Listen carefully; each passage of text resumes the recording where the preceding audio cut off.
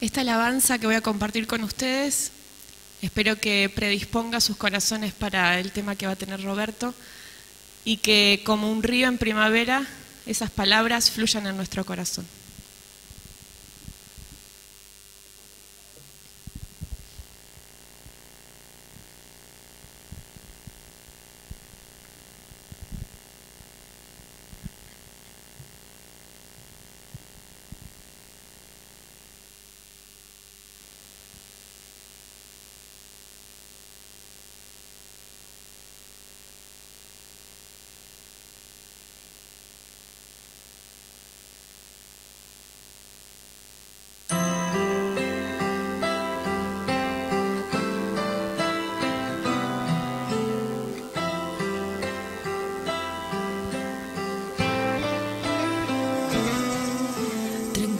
Está mi mente para escucharte. Tu amor es simplemente la vida que me da para. No quiero disponer tu corazón para escuchar tu voz. Fluye en mí como río en como aquella vez primera cuando yo te conocí. Fluye en mí, en silencio está mi alma. Sáciame con tu palabra y renueva todo en mí. Oh Jesús, mi gran amor, mi canción, mi lema, fluye en mí.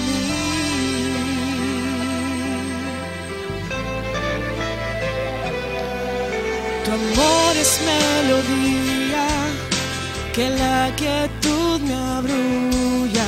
En medio del silencio me dices que me amas. Sí, hoy quiero disponer tu corazón para escuchar tu voz. Fluye en mí como río en primavera, como aquella vez primera cuando yo te conocí. Fluye en mí, en silencio está mi alma. Sáciame con tu palabra y renueva todo en mí. Oh Jesús, mi gran amor, mi canción, mi lema, fluye en mí.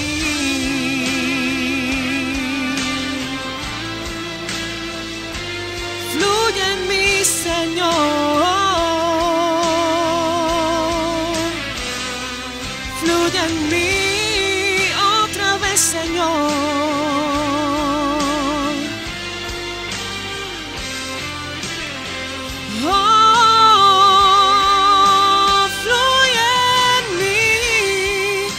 Silencio está mi alma, sáciame con tu palabra y renueva todo en mí. Fluye en mí, en silencio está mi alma, sáciame con tu palabra y renueva todo en mí.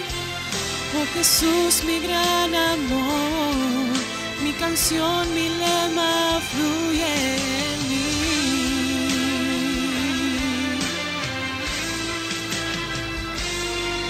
Oh Jesús, mi gran amor, mi canción, mi lema, fluye en mí.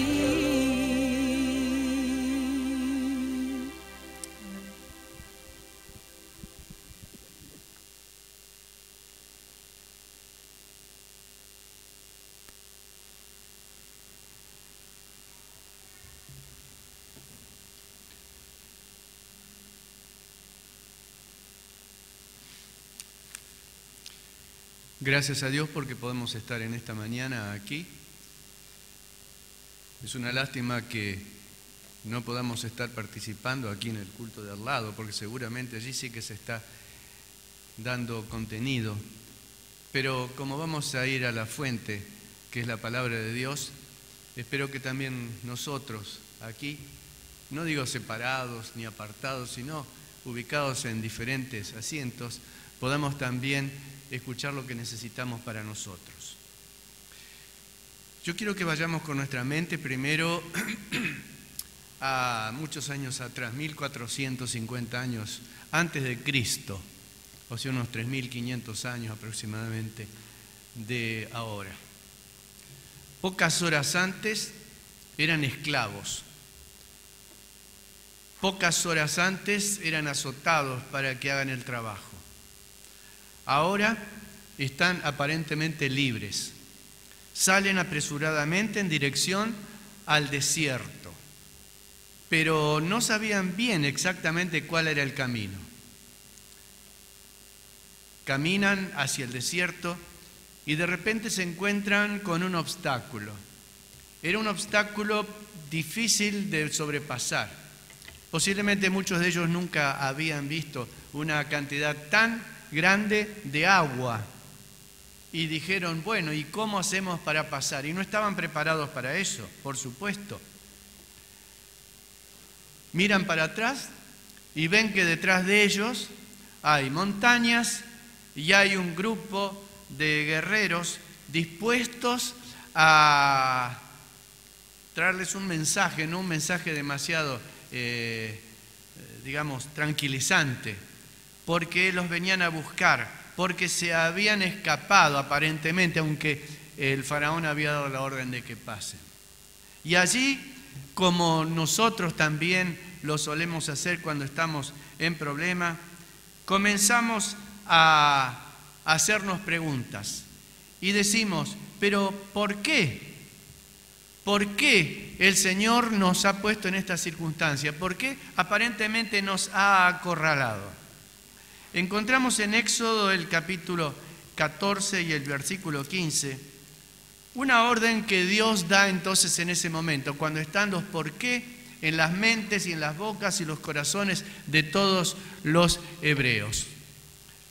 Entonces Jehová dijo a Moisés, ¿por qué clamas a mí? Di a los hijos de Israel que marchen. ¿Por qué? Ya te demostré con milagros el poder que tengo. ¿Por qué me estás reclamando entonces? Diles solamente que marchen. ¿Pero a dónde iban a marchar? Atrás, las montañas, el ejército. Adelante, un mar intransitable. Pero cuando el pueblo comenzó a marchar, la solución apareció. Una solución que hasta el día de hoy asombra a la humanidad. Si es que hay un poder tan grande como para poder separar las aguas de un mar en dos, dejar pasar en seco a toda una gran cantidad de personas y luego volver a cerrarse sobre otra buena cantidad de personas. Estaba leyendo en estos días que ha habido algunos descubrimientos. A veces uno tiene que esperar un poquito que pase el tiempo a ver si es cierto, como que si en el fondo del Mar Rojo justamente se han encontrado algunos vestigios de carruajes, algunos vestigios inclusive de cascos y demás. Para nosotros no es difícil saber de quién eran esas pertenencias, es muy sencillo. Nosotros también somos parte del pueblo de Dios, solamente que estamos viviendo 3500 años después, casi aproximadamente. Siempre el pueblo de Dios ha sentido la palabra de Dios diciéndoles que marchen. No nos dice que se queden, esperen. No, marchen. Cuando somos bautizados y pasamos a formar parte del pueblo de Dios, hemos terminado una etapa. Y allí pensamos que todo el camino ahora se allana, que ahora va a ser como andar en un campo de trébol verde, con los pajaritos, etcétera, etcétera. Pero a poco de caminar, nos damos cuenta que hay obstáculos, hay situaciones inesperadas. Y allí entonces es que comenzamos a clamar, y Señor, ¿para qué nos sacaste aquí? ¿Para qué me diste la oportunidad de sentir tu cuidado y tu bendición? Cuando el pueblo de Israel siguió, sabemos bien que tuvieron la gran caída allí y tuvieron que transitar durante 40 años por una zona no muy extensa. Iban para un lado, volvían para el otro. Pasaron 40 años hasta que todos los mayores de 20 años ya no estaban más. Y entonces están ahora sí frente a la tierra prometida. Y ahora entonces se les da la orden que debían hacer algo. Se les da la orden de que marcharan nuevamente. Vamos a ir al libro de Números, el capítulo 13. Y allí en los versículos 17 al 20 dice que Moisés los envió pues a reconocer la tierra de Canaán, diciéndoles: subid de aquí al Negev y subid al monte y observad la tierra como es y el pueblo que la habita, si es fuerte o débil, si es poco o numeroso, cómo es la tierra habitada y si es buena o mala, y cómo son los ciudadanos las ciudades habitadas, si son campamentos o plazas fortificadas, y cómo es el terreno, si es fértil o estéril, si hay árboles o no, y esforzaos y tomad fruto del país. Y ellos subieron y reconocieron la tierra desde el desierto de Sin hasta Rehob, entrando en Amat. Ellos obedecieron. No era la mayoría de los que fueron, fue solamente un grupo de 12 que entraron sobrepticiamente a la tierra y comenzaron a ver cuál era la tierra que Dios les había prometido. Y qué sorpresa que se llevaban. Iban de sorpresa en sorpresa. Era mucho mejor de lo que ellos se habían imaginado. Nunca habían visto valles tan fértiles. Nunca habían visto frutos del tamaño que estaban viendo. Nunca habían visto ciudades tan bien hechas. Realmente era una tierra, como ellos después dijeron, una tierra donde fluía leche y miel. Y en el versículo 23 dice que llegaron hasta el arroyo de Escol y de allí cortaron un sarmiento, o sea, un racimo, con un racimo de uvas, el cual trajeron 2 en un palo. Alguna vez hemos estado por Mendoza, por San Juan, y hemos visto esos racimos así de grandes, pero yo solo lo podía levantar. ¿Cómo habrán sido esos racimos para tener que ir entre 2? ¿Se acuerdan en la escuela sabática, el amigo de los niños, aparecían dos israelitas llevando en un palo un racimo que casi llegaba hasta el suelo? Y no es una exageración, era algo impresionante lo que ellos sabían. Y el cual también trajeron 2 en un palo, y de las granadas y de los higos, unos higos enormes.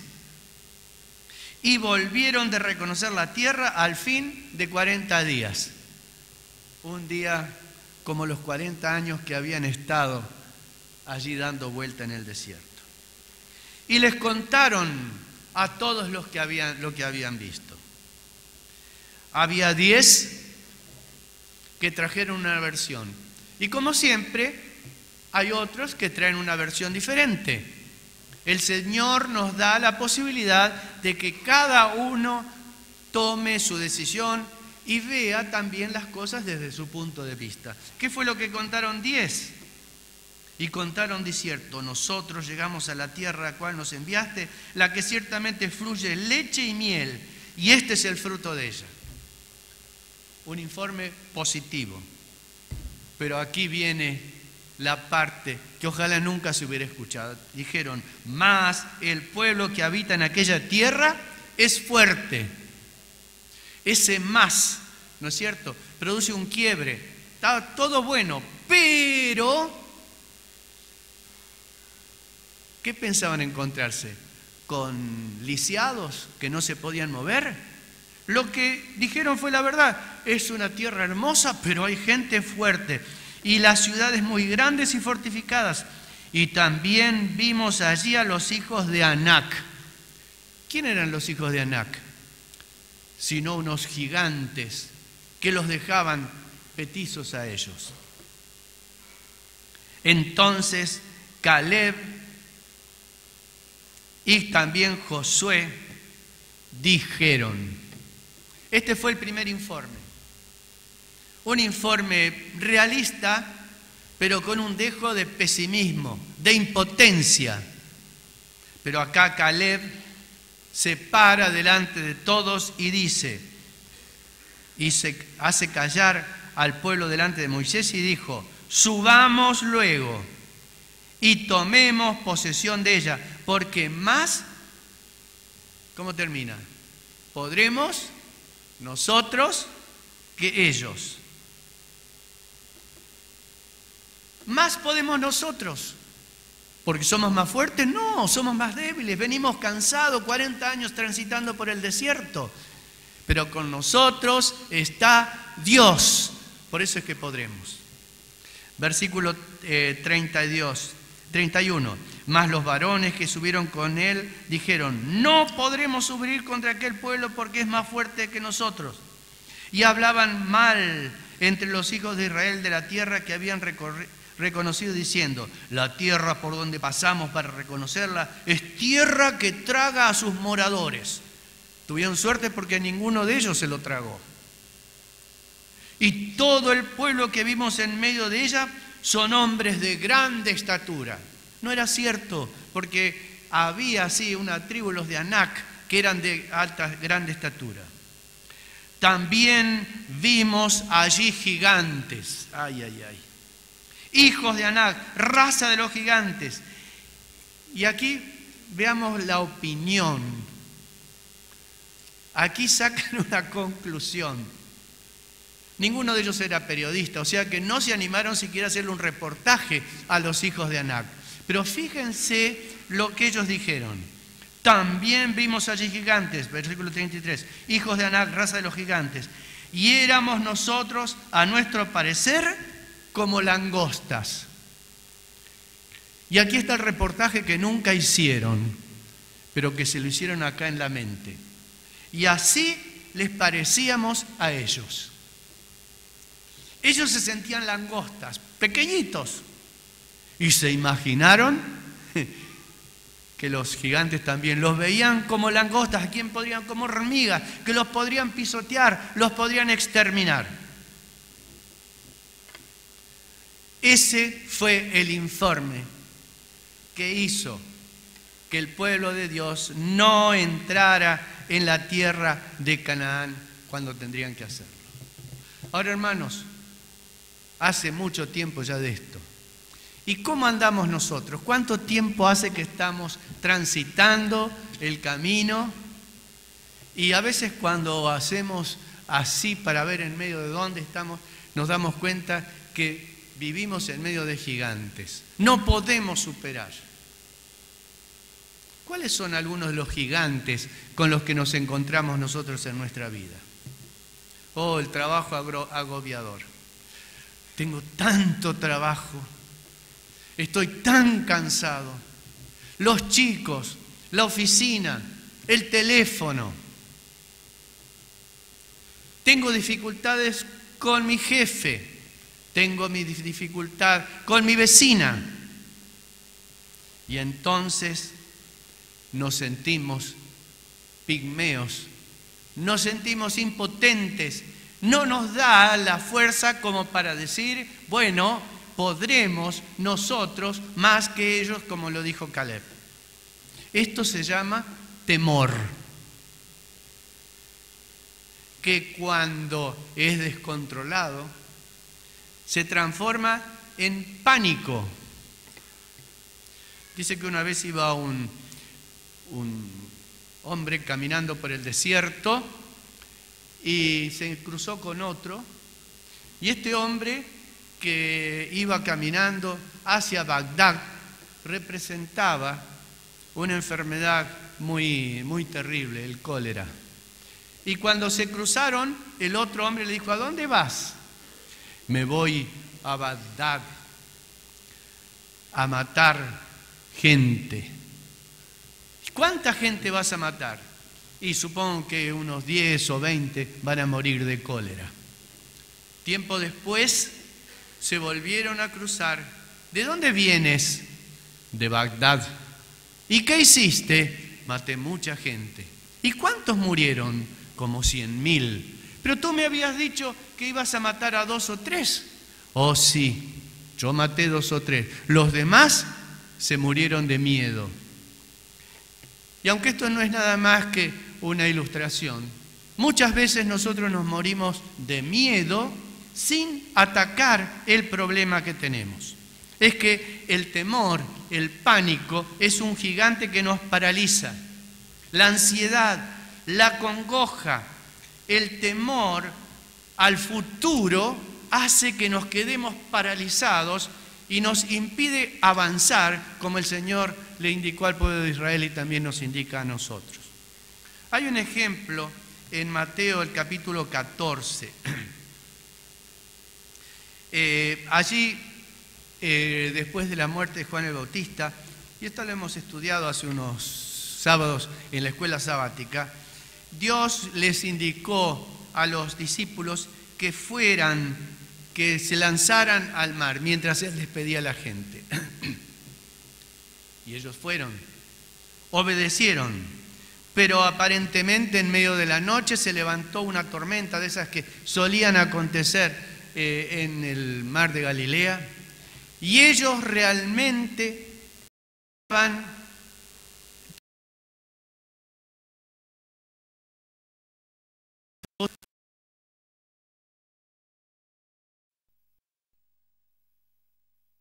en medio de los relámpagos, alcanzan a distinguir una figura que parecía como que si se movía hacia ellos. Y por supuesto, cuando tenemos mucho miedo, no sé si ustedes se acuerdan cuando que debajo de la cama podía haber alguna cosa peligrosa. Y hasta que venía nuestra mamá y miraba debajo de la cama y nos decía, no, no hay nadie, dormí tranquilo. La cosa estaba tensa. En medio, vuelvo a decir, de la tormenta, aparece una figura. ¿Y qué es lo que dijeron los discípulos? Versículo 26. Y los discípulos, viéndole andar sobre el mar, se turbaron y dijeron, un fantasma. ¿Cuántos de los que estamos aquí hemos visto alguna vez un fantasma? Es que los fantasmas no existen. Sí, el enemigo de Dios suele hacernos creer, ver cosas raras, y lo que nosotros vemos en nuestra vida muchas veces son fantasmas contra los cuales queremos pelear o nos sentimos paralizados y no nos animamos a avanzar porque esos fantasmas nos hacen figuras raras y allí nos quedamos paralizados. Furioso temporal, miedo a perecer, miedo, creen ver un fantasma y allí en medio de la desesperación oyen una voz. Versículo 27 de San Mateo, el capítulo 14. Tened ánimo. En otras palabras, no tengan miedo. Yo soy. No temáis. Y es el mismo que nos dice hoy, frente a las situaciones que vivimos en la vida, quédate tranquilo. Yo estoy. ¿Tenemos un problema de enfermedad muy serio? Quédate tranquilo. Yo estoy todavía al mando. ¿Tienes un problema en tu hogar? Quédate tranquilo, confía, porque yo estoy al frente de tu vida. Si no estamos en la presencia de Él, busquémoslo, pues no es que se haya ido, sino que generalmente nosotros nos hemos apartado del Señor, el que nos puede traer ánimo, nos puede traer solaz. El antídoto contra este gigante es una fe confiada, una fe serena, una fe tranquila. Apocalipsis 2:10, el Señor dice: no temas en nada lo que vas a pasar. Y esto es algo que deberíamos tener permanentemente presente. A veces nos hacemos ilusión o nos imaginamos cosas terribles y el Señor nos dice: no teman en nada lo que van a pasar. Primer gigante, el temor, el miedo, el pánico. Segundo, ese viene como consecuencia de haber vencido el temor. Y es el orgullo. Allí en 2 de Crónicas 26:16 habla de un rey que fue el rey que más tiempo, se llamaba Usías, más tiempo gobernó sobre el pueblo. Hizo lo bueno delante de Dios. Hasta que se ensoberbeció. Y entonces entró intempestivamente en el lugar que estaba solamente destinado a los sacerdotes, porque ahora él era el rey. Tanto tiempo, 52 años había gobernado, tanto tiempo había estado que él ahora tenía el poder. Y la soberbia, el orgullo, fue lo que hizo que recibiera como pago una enfermedad muy terrible, una enfermedad que se llama la lepra. Nos ataca inmediatamente después de vencido el primero, o sea, el temor. Nos sentimos fuertes y todopoderosos. Es el gigante que nos dice que no necesitamos preocuparnos más por nuestra vida espiritual. Ya somos salvos. Y a nosotros, los adventistas, muchas veces estamos atacados permanentemente por esa idea. Y nosotros estamos dentro del pueblo de Dios. Entonces ya tenemos asegurado el cielo. Y allí trabaja entonces el segundo gigante, el orgullo. Miramos con lástima y desprecio a los demás cristianos sin hacer nada por ellos. Juan capítulo 14, versículo 5, el Señor nos dice: sin mí, ¿cómo termina? Sin mí nada podréis hacer. Y nada es lo opuesto a todo, ¿no es cierto? Con Jesús, todo. Sin Jesús, nada. El gigante del temor nos decía: no puedas hacer nada por la iglesia. Deja, hay otros más.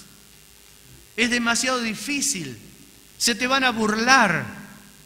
No podrás hacerlo. Y cuando el pastor vino y nos habló, ofreciéndonos o pidiéndonos que nos hiciéramos cargo de alguna responsabilidad en la iglesia, el orgullo comenzó a trabajar. Pero es demasiado poco para mí. Yo estoy preparado para mayores responsabilidades. Podrían tomar a otro que haga ese trabajo. No es de mi nivel. Yo me merezco algo mejor para hacer la causa del Señor. Ante el golpe del gigante, el gigante del orgullo, permítanme que nos recordemos al Rey del Universo. El Rey del Universo, el Señor Jesús, que descendió hasta nosotros. Se hizo nada para hacerlo todo por nosotros. Se hizo nada y Él ahora es todo por nosotros.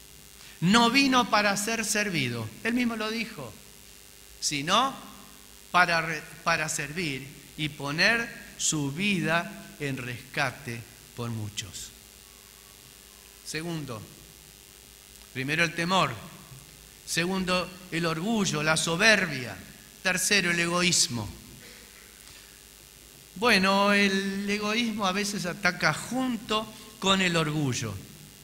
El egoísmo siempre viene junto a la codicia, a la avaricia y la concupiscencia. Este gigante es el más común, el que vemos manifestado en la actitud hasta en los más niños. ¿Cuál es una de las primeras palabras que aprende a decir un niño? Además de mamá, ¿qué aprende a decir? Mío. ¿O se olvidaron de sus hijitos y de sus nietos? Mío. Y en esas casas normales se arman a veces cada situación tan tensa que la mamá, mientras está cocinando, tiene que ir de referee porque es mío. Y la hermanita que es más grande dice, es mío, y mío, y mío. Es lo que cuando somos grandes seguimos transitando. Esto es mío. A mí me lo sacaron. Esto me corresponde a mí, yo soy. Y allí el egoísmo, ¿no es cierto?, toma posesión de nosotros. En Hechos 20, versículo 35, hay un texto hermoso. Ese texto dice, porque más bienaventurada cosa es dar que recibir. ¿Ya lo probamos alguna vez?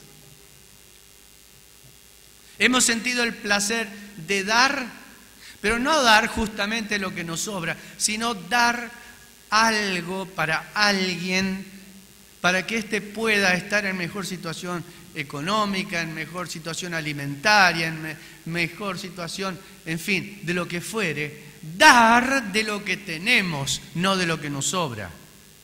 Sí, los fariseos daban, y daban muchas monedas.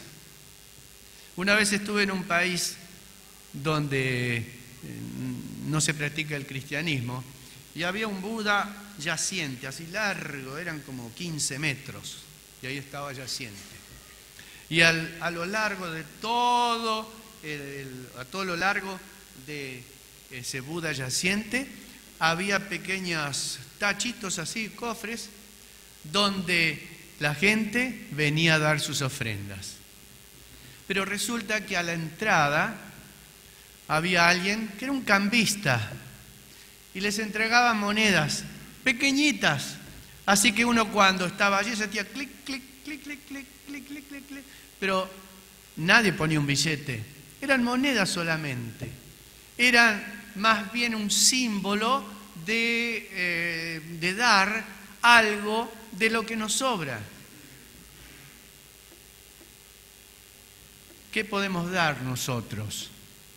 Hay tantas cosas que podemos dar. Y el Señor nos pide que nos demos, en primer lugar, nosotros mismos. ¿Se acuerdan allí en Proverbios? Dice, dame, hijo mío, ¿qué cosa? ¿Y qué es el corazón?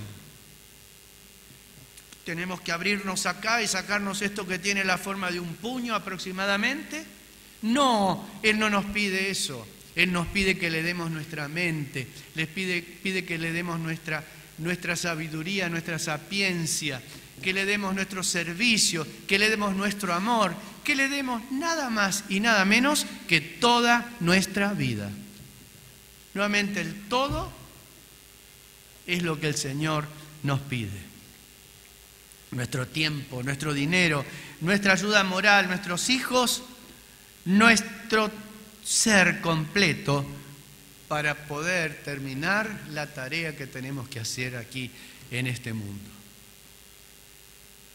Y vamos al último, aunque hay muchos gigantes más. Y cada uno de ustedes puede pensar, yo tengo un gigante, por ejemplo, Y pregúntenle a mi señora si no es un gigante con el que tengo que luchar todos los días. Y ella también. Se llama mal carácter.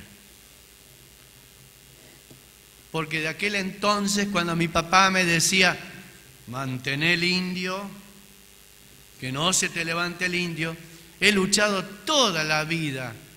Y sin embargo, eso que nos sale de aquí adentro, ¿no es cierto? Y que no es nada más que el hombre viejo que vuelve otra vez a crecer. Y por más que hemos nacido de nuevo, sin embargo tenemos que luchar. Y es un gigante. ¿O a ustedes no les pasa eso? Y no me digan que no, porque no les creo. Porque todos tenemos que luchar, por más que hayamos vencido muchas veces, pero tenemos que seguir venciendo hasta aquel día en que seamos transformados y seremos iguales a Él, porque le veremos como Él es. Así en el libro de Primera de Reyes, el capítulo 19 y el versículo 13, nos habla de un gran hombre. Un gran hombre. Ese gran hombre se llamó Elías. Y que hizo una gran tarea, porque allí delante de cientos de otros sacerdotes demostró cuál era el poder de Dios. Y no voy a hablar acerca del orgullo de él. Voy a hablar de otro de los problemas, que así como yo tengo un mal carácter, ¿no es cierto?, que de paso, a veces nos equivocamos. Decimos, yo tengo un carácter fuerte.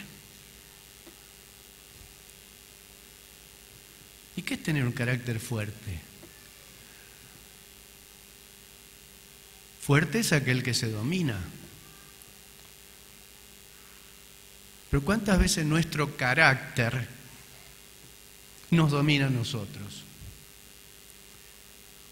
Y voy a mencionar algo que, disculpen, estamos en familia, por suerte no están las mujeres, así que no van a hablar entre ellas. Los hombres, tenemos a veces un vocabulario, hermanos, que no tiene nada que ver con el vocabulario que tenía el Señor Jesús. Y en nuestro querido país, a quien yo amo de todo corazón, hoy día toda la gente se llama igual. Pónganse a la salida de un colegio, salen chicas y muchachos, y todos se llaman igual, nada más que las chicas terminan con A y los muchachos terminan con O. ¿Eso es el carácter que el Señor quiere poner dentro de nosotros? ¿Qué clase de carácter nosotros tenemos?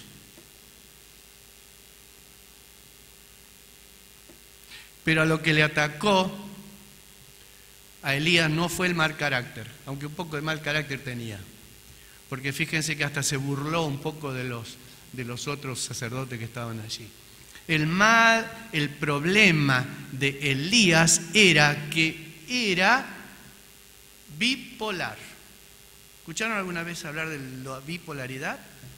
Porque él estaba allí, en el monte Carmelo, y ahora, allí en el versículo 19-13, no lo voy a buscar porque se nos pasó el tiempo, resulta que se fue corriendo, que son como 330 kilómetros, hasta donde fue y se escondió. ¿A dónde? ¿Se acuerdan? En una cueva, y ahí llega el Señor y le dice, ¿qué haces aquí, Elías? De la exaltación pasamos al desánimo. Y hermanos, el desánimo es otro gigante con el que tenemos que luchar frecuentemente. No alcanzo, no puedo, hago todo el esfuerzo y no puedo. Pero hermanos, si yo no puedo, Jesús sí puede por mí. Yo no puedo ir en contra del odio que le tengo a mi vecino. Miren, el otro día, bueno, ya estamos en tiempo. El otro día, aquí en mi vecindario, tuvimos que hacer de referee entre dos señoras y viven una enfrente de la otra. ¿Cuál era el problema? Ustedes se van a reír, pero no había un problema. Resulta que tenemos unos árboles grandes y ya nos cansamos de pedir a la municipalidad de que vengan a cortarlo. Y el otro día cayeron a cortar los árboles. ¿Y cuál fue el problema? Que una le dijo, vinieron porque yo lo llamé. No, señor, yo lo llamé. Y no, y se pelearon, pero de una manera que nos llamaron a casa a ver si nosotros podíamos orar o hacer de referee, porque estaban enemistadas, porque las dos pretendían haber llamado a la gente para que venga a cortar los árboles. Tonteras. Y así comienzan todos los problemas, sencillamente porque el orgullo nos envuelve y ninguno quiere aflojar un poquito, como cuando esa figurita que veíamos de chicos, ¿no es cierto? Los dos burritos tirando de una soga porque había comida acá y comida allá, y los dos se morían de hambre hasta que se sentaron, y el burro a veces es mejor que nosotros porque pensaron y fueron, ¿se acuerdan? Se comieron el de un lado y después los dos juntos se comieron el otro. En síntesis, cada uno se comió un montón entero de pasto. Pero el desánimo hace que muchas veces digamos, yo no puedo hacerlo. Y el orgullo nos impide hacer lo que podemos hacer. Sucede a veces que hay hijos de Dios que no pueden sentarse juntos en el templo. Hermanos queridos, les puedo asegurar que el pastor de nuestra iglesia y de todas las iglesias, porque estamos en el mundo todavía, pasan más tiempo arreglando problemas de ese tipo que predicando el evangelio. Porque me dijo, porque es así, porque el de más allá. Y ese es el gran problema que tenemos. Y si no se logra lo que queremos, nos viene el desánimo. Estoy con la depre. Y yo entonces ahora no voy a colaborar en nada, porque yo estoy deprimido.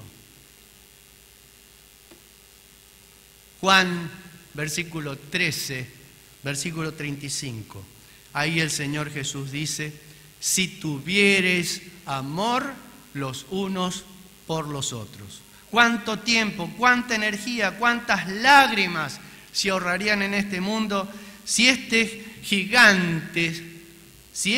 gigantes los dejáramos en manos de Cristo y permitiéramos que Él nos ayudara a amar aún a los que no nos son simpáticos? Repasemos brevemente. El temor, el orgullo, egoísmo, desánimo, odio, y seguimos dando vuelta y vuelta y vuelta y vuelta cuando ya podríamos estar adentro de la tierra prometida. La iglesia, hoy de esto hablábamos en la lección de la escuela sabática en la reunión de maestros, la iglesia no es más que el conjunto de individualidades. O sea, no es que la iglesia es así o es asá, sino nosotros, los que formamos la iglesia, somos así o somos asá. Y el Señor es el que tiene que limpiarnos a cada uno de nosotros. ¿No somos acaso parte de esta iglesia querida? Y hermanos, termino recordando, y perdonen, hay muchos textos más, pero se ha ido el tiempo. Recordando solamente así al pasar a David y Goliat. Un gigante y un rubiecito, que tenía nada más que una gomera, no era gomera, supongo que habrá sido algo de cuero, ¿no es cierto? Y 5 piedritas. El gigante dispuesto a eliminarlo. Este niño le dijo, tú vienes a mí con escudo, lanza, con casco, pues no me acuerdo bien, pero yo vengo a ti en el nombre de Jehová de los ejércitos. ¿Y de quién fue el triunfo, hermanos? Los gigantes es algo que se genera aquí en nuestra mente. Me refiero a los gigantes del espíritu. Y termino solamente recordándoles aquel texto de Filipenses 4:13, que hasta hace rima. Filipenses 4:13. Todo lo puedo en Cristo que me fortalece. Él quiere que seamos gigantes frente al enemigo. Que Dios nos bendiga.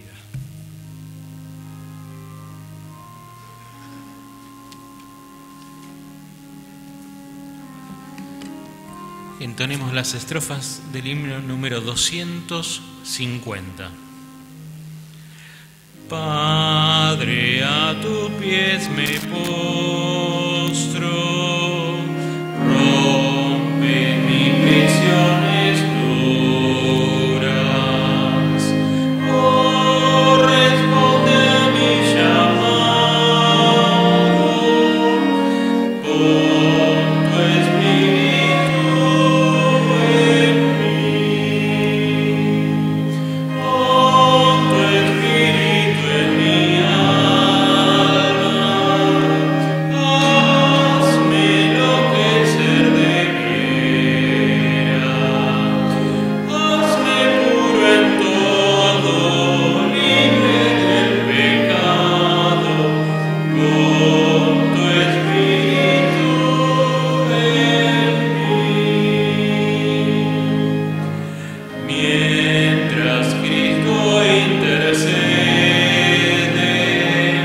mientras oro yo humilde, lo que necesito dame, con tu espíritu en mí, con tu espíritu en mi alma, hazme enloquecer de veras, hazme puro en todo, libre del pecado, pon tu espíritu en mí. No deseo ofenderte, viviré para agradarte y en el corazón guardarte, pon tu espíritu en mí, pon tu espíritu en mi alma,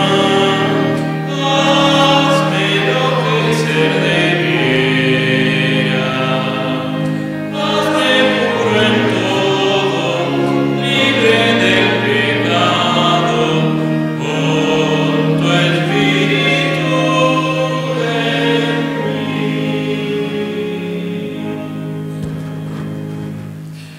Gracias, nuestro amante Padre, porque podemos confiar que Cristo en nosotros lo puede todo. Somos niños que tenemos que aprender de ti, pero tú nos puedes enseñar, nos puedes dar el poder, nos puedes dar la fuerza para superar todas las limitaciones que tenemos. Señor, que seamos poderosos y que triunfemos sobre aquellas fallas de carácter que nos separan todavía del ideal que tú tienes para cada uno de nosotros. Ayúdanos a superarnos y a ser fuertes en Jesús. Lo pedimos en el nombre de Jesús. Amén.